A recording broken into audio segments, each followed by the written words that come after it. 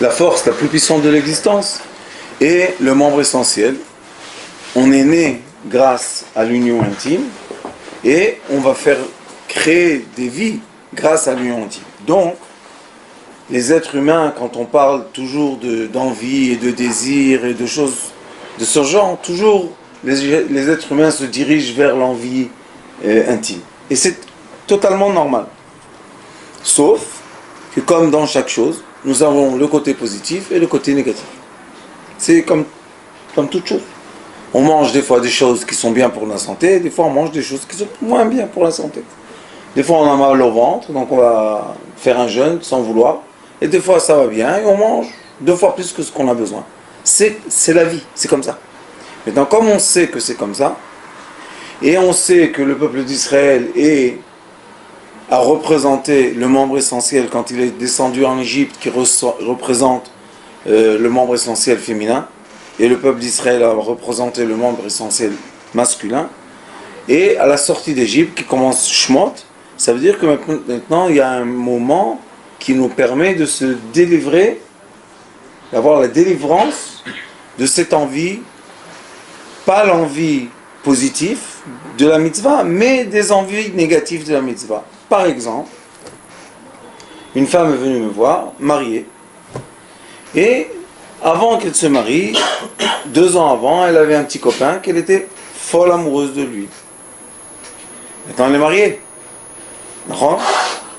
Et étant mariée, elle a accouché un enfant, et au milieu de l'accouchement, il lui est venu dans la tête. Et depuis, il la quitte plus. Maintenant, elle se pose une question.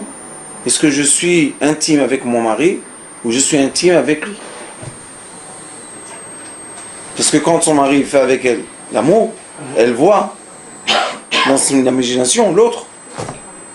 Et il y a des histoires à l'envers. Que l'homme fait l'amour avec sa femme et il voit une autre femme.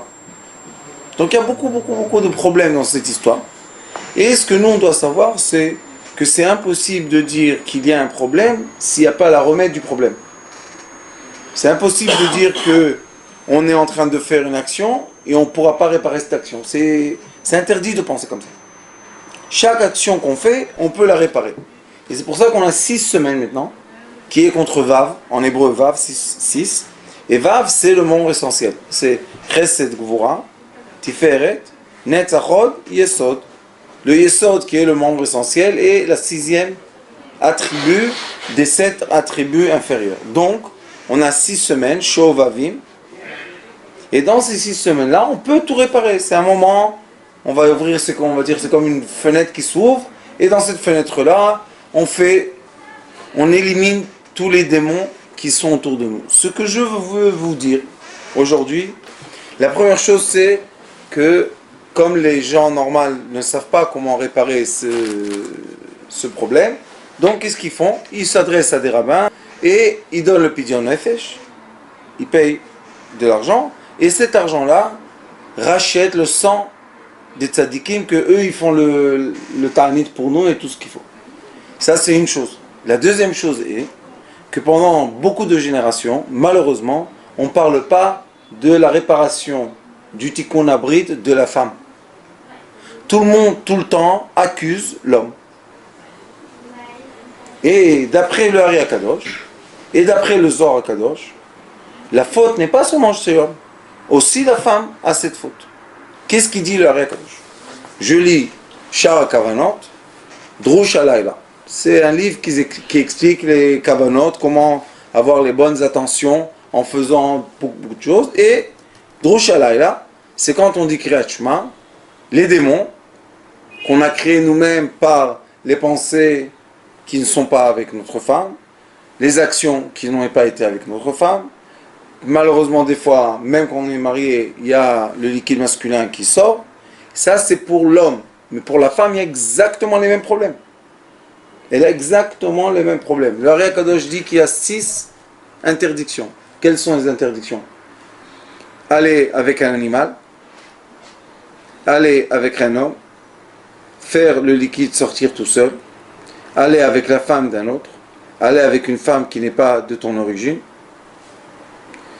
et Mishkav animal, on dit nida. Et être avec une femme nida. Une femme qui ne se purifie pas pour son mari. Ça, c'est 6 interdictions. Mais quand vous regardez ces interdictions, vous avez la même chose. Il y a l'interdiction de la femme d'emmener un animal sur elle. Comme nous, on a interdit de rentrer dans un animal, elle a l'interdiction de faire pénétrer un animal dans son corps. Et les gens pensent que ça n'existe pas, mais malheureusement, ça existe. Aller avec un homme ou avec une autre femme. L'homme a l'interdiction d'être avec un homme, la femme a l'interdiction d'être avec une femme. Être avec un homme marié. C'est comme nous, l'homme, il n'a pas le droit d'être avec une femme mariée. Faire sortir le liquide masculin, elle a un liquide féminin qu'elle fait sortir quand elle est toute seule. Et à la fin, se donner à un homme quand elle est nida. Elle doit elle-même se préserver de se donner quand elle est nida. Très simple, d'accord ? Donc on voit qu'il y a un équilibre. Comme nous, on a les fautes, eux, elles ont des fautes aussi. Et aucun homme peut fauter s'il n'y a pas devant lui quelqu'un. Donc, la faute que la femme fait ou la faute que l'homme fasse, c'est la même chose.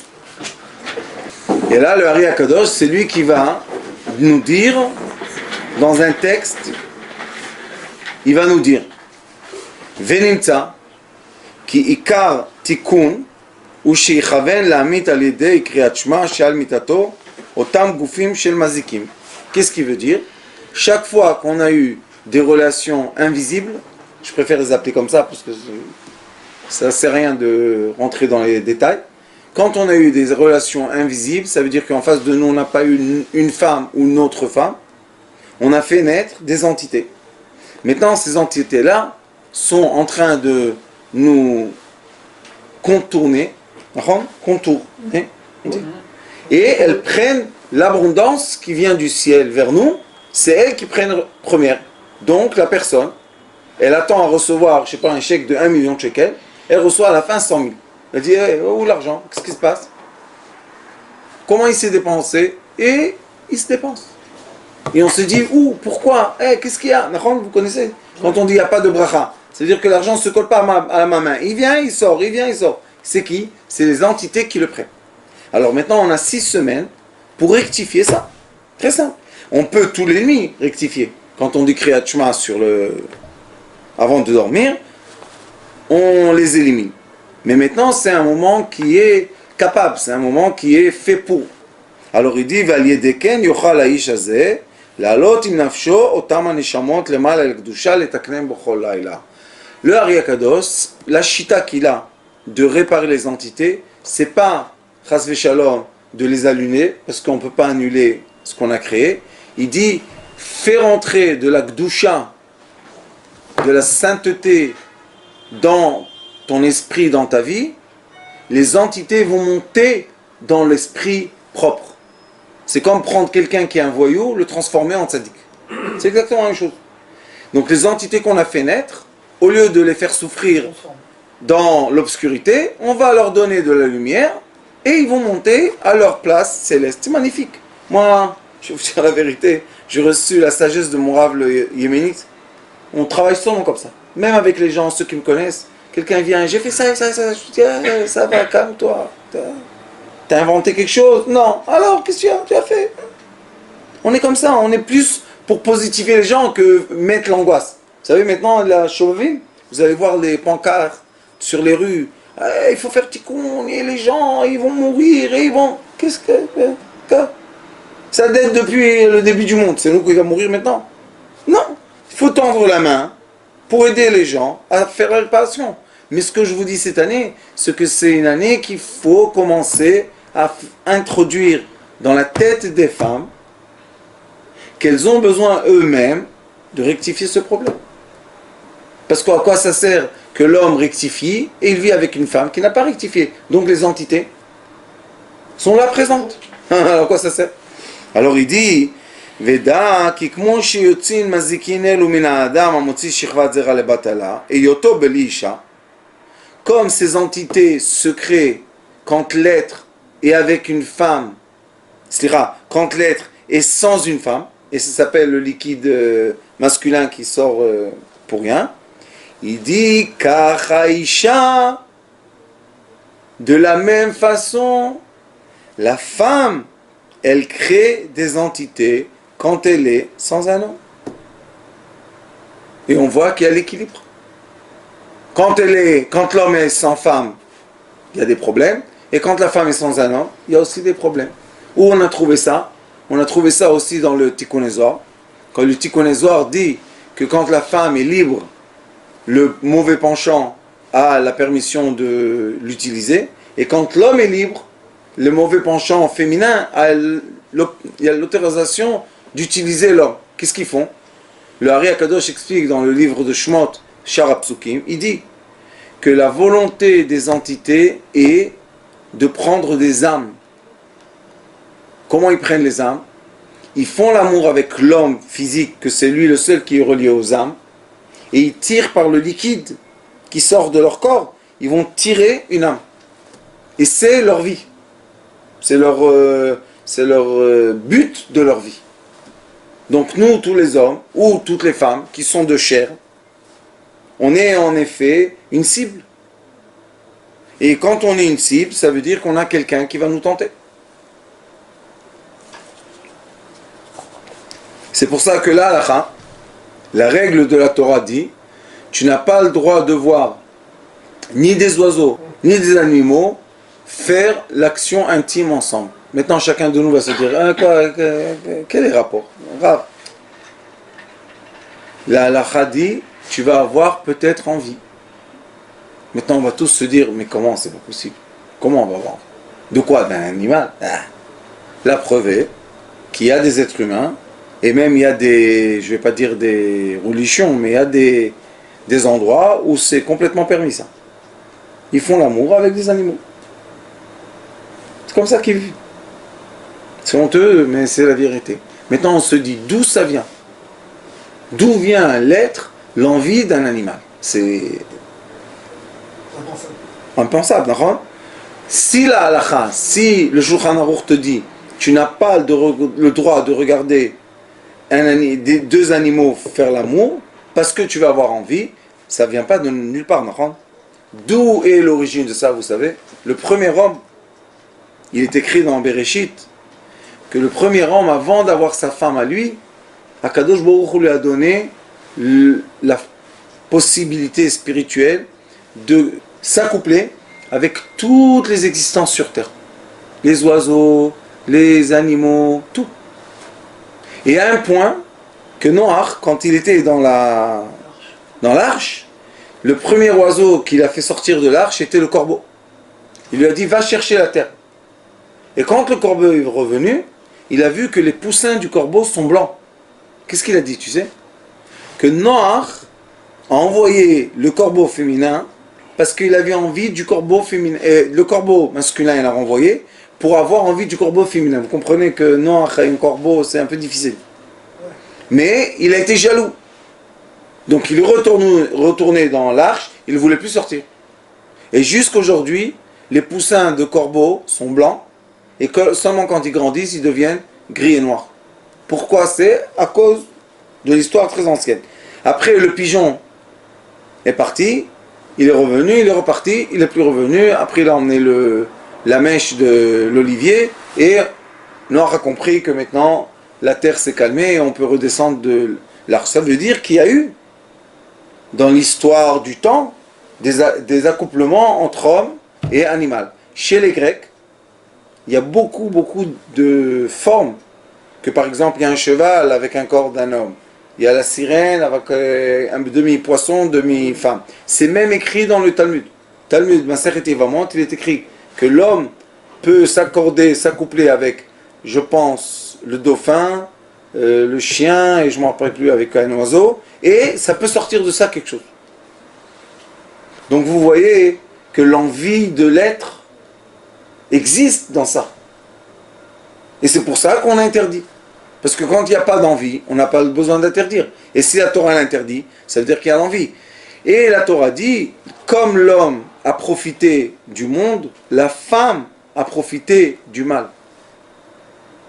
Si la femme, la première femme du monde a profité du mal, ça veut dire que le mal excite l'être. C'est la conclusion, d'accord?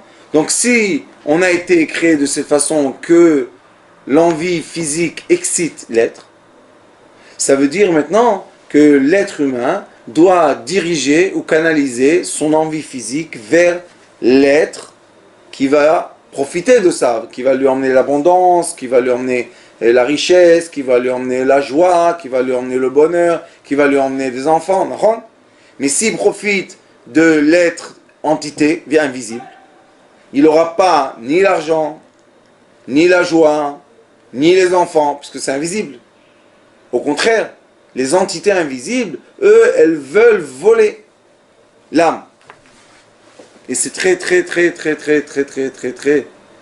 mauvais de faire sortir le liquide masculin où il ne faut pas. Même des fois, je dis aux gens que s'ils n'ont aucune autre façon, et ils sont par exemple célibataires ou je ne sais pas quoi, il est écrit qu'on peut aller dans une autre ville, habillé en noir, et faire ce qu'on doit faire. Mais il ne faut pas oublier que le liquide n'a pas le droit d'être d'or. Seulement, top. Alors il dit, et la femme, il y a un pasouk dans Teilim, Lo teune elecha ra, venega lo ikrav bo alecha. Et ce pasouk-là, il dit, Otzelomar, Lo teune elecha ra, shata zachar, ara shi eshet znunim. Ça veut dire quoi? Que le mal de l'homme, c'est la femme invisible, c'est la femme du démon. Elle a un nom. Venega, et quand on dit nega, c'est le démon, lui, l'homme, le masculin, le ikrabo alecha, shi eshtecha, qui ne s'approche pas à la tente. Et les tentes, quand on dit une tente, c'est toujours Oel Sarah, Oel Shuvolo Alechem, ça veut dire retourner vers vos femmes quand il y a eu le mont Sinaï, quand on a reçu la Torah. Après qu'on a reçu la Torah, tout de suite la première chose qu'Akadosh Baruch Hu dit, c'est retournez vite dans vos tentes pour être avec votre femme. Pourquoi? Parce que je vous ai demandé de vous séparer 3 jours. Il y a 3 jours de limite avant de recevoir la Torah, il y a 3 jours avant Shavuot, il y a 3 jours qu'on est limité, qu'on n'a pas le droit d'être avec sa femme. Mais qu'est-ce qu'il dit tout de suite après qu'on a reçu la Torah? Va vite dans ta tente. Qu'est-ce que veut représenter la tente? La tente représente la femme. Ça veut dire, va vite récupérer ta femme. Pourquoi? Parce qu'on sait que le liquide masculin vit à une longueur de vie dans le corps de la femme 72 heures.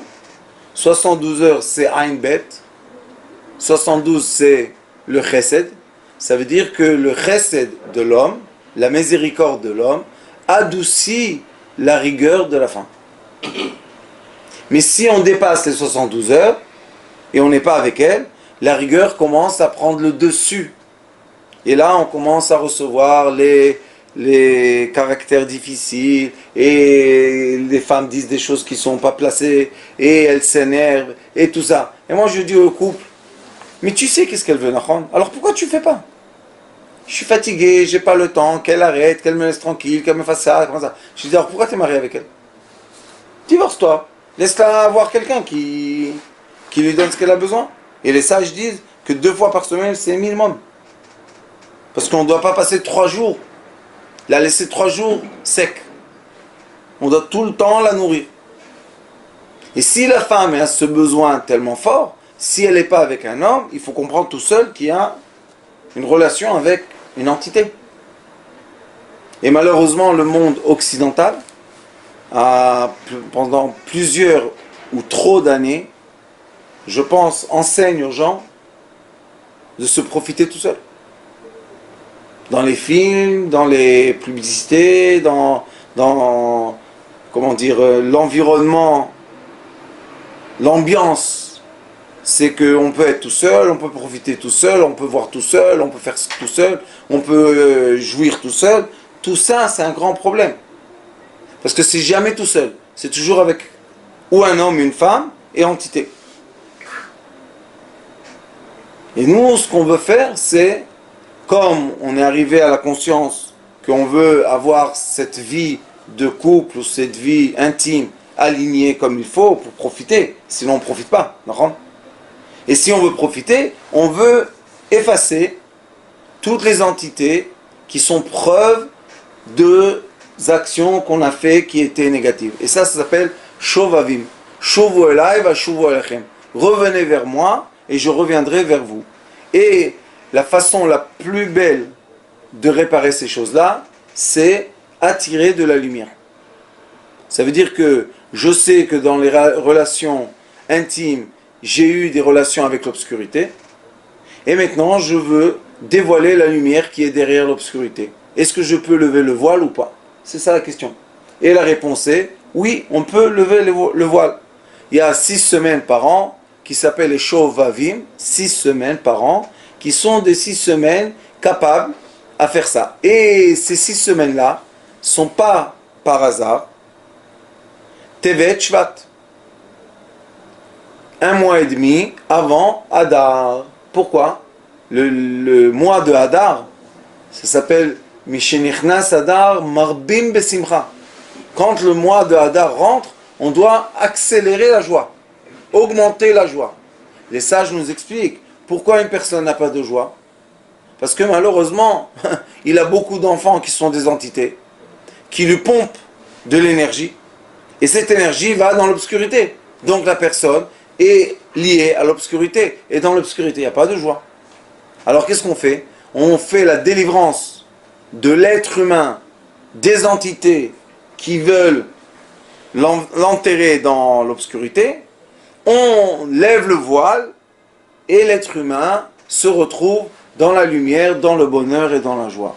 C'est le but de ces 6 semaines qu'on fait lundi et jeudi jeûne, et il y a des prières qu'on fait. Nous, Baruch Hashem, on fait Tikkun Lamed, on trempe dans les 4 mers d'Israël, on trempe dans le lac de Tibériade à l'aube, après on va à la mer Méditerranée, Givat Olga, et après ça on fait là-bas la prière, et après on va à la mer Morte, et de la mer Morte, on va à la mer Rouge. Pourquoi tout ça? La mer Méditerranée, le lac de Tibériade représente la douceur. C'est pour ça que l'eau du lac de Tibériade est douce. Cette eau-là, on l'équilibre avec un peu de sel, mais qui est la mer Méditerranée, qui est encore un peu salée, pas trop salée. Après, il y a une mer qui s'appelle la mer Morte. C'est pas pour rien qu'elle s'appelle la mer Morte. C'est tout ce qu'on trempe dans cette mer meurt. Ça veut dire que quand je trempe dans la mer salée et amère, qui est la mer Morte, je laisse là-bas tout ce qui sont les parties mortes de mon existence. C'est magnifique. Donc je peux laisser là-bas toutes les entités et tout ce qui m'embête, puisque quand on trempe dans l'eau, on se purifie. Mais vous voyez qu'il y a des degrés de purification. Et après, on va à la mer Rouge. La mer Rouge s'appelle aussi la mer Souf, Yam Souf. Sauf en hébreu, Souf, sauf, c'est la fin. Explique le Ari Akadosh dans beaucoup d'endroits, il dit pourquoi la mer de la fin s'appelle la mer de la fin? Parce que le peuple d'Israël s'est délivré du sorcellerie de l'Égypte quand il a passé par la mer de la fin. Il est rentré dans la mer de la fin, il est ressorti et il est sorti nouveau. Il est sorti qui n'est plus un esclave. Il est sorti qu'il n'a plus beaucoup de problèmes. Donc nous, à la fin, la fin de la journée, avant que on ait le coucher du soleil, on trempe dans la mer Rouge et ça s'appelle la mer de la fin. Et quand on sort de cette mer, on est dans le début d'une nouvelle sphère qui nous entoure. Cette année, Bezrat Hashem, le 10, la nuit, janvier, et le 11, toute la journée, on va faire ce Tikkun Lamed et on va finir chez un grand ami à Sitré Chaim, Jérémy, et à Eilat, il va nous faire une grande souda. On va aussi fêter les 500 000 vues. On a dépassé les 500 000 vues sur YouTube grâce à notre cher ami Chai Aaron. Et tout cela pour faire quoi? Pour fêter la délivrance de l'être. Il est délivré de quoi? Il va se permettre l'accès à une nouvelle sphère, que dans cette nouvelle sphère qu'il va vivre, il n'y a plus les entités qui lui prennent son abondance, qui prennent son temps, qui prennent sa pensée. Vous savez que quand un homme ou une femme rentre dans leur tête une onde d'envie physique vers quelqu'un, c'est très très difficile. C'est très difficile. Les gens perdent le nord. Ils ne savent plus qu'est-ce qu'ils font. Ils vont comme des aveugles vers cette direction. Ils ne savent pas qu'est-ce qu'ils font. Pourquoi tu vas comme ça? Je l'aime, j'ai envie, je la veux. Cette personne-là, est-ce c'est une personne libre ou c'est une personne envoûtée? Si elle n'a plus de libre arbitre, elle est plus libre. Et nous, on veut que même quand on est en mariage, le mariage soit un mariage libre de quoi? De force. Je t'aime. On s'est compris? Oui, ça suffit. On va pas toute la journée. Est-ce que tu m'aimes? Tu m'aimes vraiment? C'est vrai? Non. C'est moi? Peut-être c'est pas moi. Tu es sûr que tu as... Chut. On s'aime, point la ligne. Maintenant on vit. Mais quand c'est avec les entités, ça commence. Elle veut pas. Je m'approche, je me rapproche pas. Elle m'aime, je fais comme ça. Et j'ai des gens, malheureusement, qui sont très doués, qui ont la main d'être riches, ils s'attrapent, ils s'accrochent à une femme. Et la femme, elle commence à les tourner. Le pauvre, il perd son temps. Il perd son temps. Je dis, pourquoi tu vas vers elle seulement? Va vers une autre. Il n'est pas marié, il peut chercher une autre femme. Je peux pas. Je peux pas. C'est comme ça, je peux pas. Ça veut dire que malheureusement, il est pris par un détour. Ça veut dire que la force qui est là-bas n'est pas une force équilibrée. Et si c'est pas une force équilibrée et que la personne n'arrête pas de fantasmer de l'autre femme, il est lié avec elle un fil invisible. Et maintenant, ils sont accrochés les uns les autres. Donc, on a deux esclaves. On a deux personnes qui sont esclaves. Est-ce qu'on peut, en étant esclave, se rapprocher de notre âme? Non, puisqu'on donne nos sentiments à l'esclavage. Mais si je suis libre, et j'ai un amour libre, que je sais que ma femme elle-même, point à la ligne, on n'en parle plus. On ne remet plus en question ça. Qu'est-ce qu'on fait? On évolue notre amour, on évolue nos relations, on évolue notre intimité, on étudie de plus en plus comment faire et quoi faire, qu'est-ce qu'il faut faire. Baruch Hashem, ça veut dire qu'il y a une bonne relation, qu'il y a une relation de vie. Mais quand, malheureusement, cette relation-là n'est pas en équilibre, maintenant il y a les doutes. Et quand il y a les doutes, on permet aux entités de nous approcher. Pourquoi? On est mélancolique, on est nerveux, on crie. Toutes les ouvertures spirituelles qui permettent aux entités de pénétrer la personne. Et ça, c'est très dangereux. Parce que les entités, il faut savoir, elles ont un but. Te faire plaisir au maximum pour prendre le liquide. À la femme et à l'homme. Et si cette année, Baruch Hashem, les femmes aussi vont commencer à faire cette réparation de 6 semaines, maintenant on va commencer à avoir dans le monde un équilibre de quoi? Féminin, masculin, que les deux veulent se libérer de quoi? Des forces des entités. Et là on peut avoir des rencontres de être humain à être humain. Et non pas rencontre d'être humain féminin avec une entité masculine, ou bien un être humain masculin avec une entité féminine. Ça fait du mal dans le monde. La preuve est qu'il y a déjà des pays sur Terre que la population ne peut plus se rattraper. À force d'être seul, une génération, deuxième génération, la troisième génération n'arrive plus à rattraper. C'est le Japon, c'est le Corée, c'est l'Europe. Il y a 3-4 pays en Europe que c'est fini. Comme il n'y a plus de mariage, il n'y a plus d'enfants, ça ne se rattrape plus, il n'y a plus de naissance. S'il n'y a plus de naissance, il n'y a plus rien à faire. Donc quand on est dans la solitude, on est dans la destruction de quoi? Du monde. Si on détruit le monde en général, ça veut dire qu'on a détruit le monde personnel. Et c'est quelque chose de très naturel que l'être humain, homme ou femme, veulent des descendances. C'est naturel. Ou bien que l'homme et la femme veulent un couple, veulent avoir quelqu'un à côté d'eux, à leur côté. Le Shlomo Amelech, le roi Salomon dit, pourquoi il faut deux? Quand un tombe, l'autre le relève. Quand l'autre tombe, l'autre le relève. Mais quand tu es tout seul, tu tombes, qui te relève? Personne ne te relève. Et surtout pas les entités. Alors ici, il y a toute une étude qui explique, on ne va pas étudier tout ça parce que c'est très très long, mais il y a toute une étude du Rav, du Ari Akadosh, qui dit qu'il faut faire très très attention de ne pas être connecté ni femme ni homme aux entités invisibles. Et Bezrat Hashem, j'espère qu'on va avoir beaucoup de participants qui vont partager avec nous ce tikkun magnifique, hommes et femmes. Vous pouvez envoyer les noms, donner les noms et donner le pidyon. Et Bezrat Hashem, qu'on sorte de ces 6 semaines et on rentre au Hadar vraiment en joie. Pourquoi? Parce qu'on est libre de tout ce qui pèse sur nous et qui est invisible. Baruch Adonai l'olam. Amen. Amen.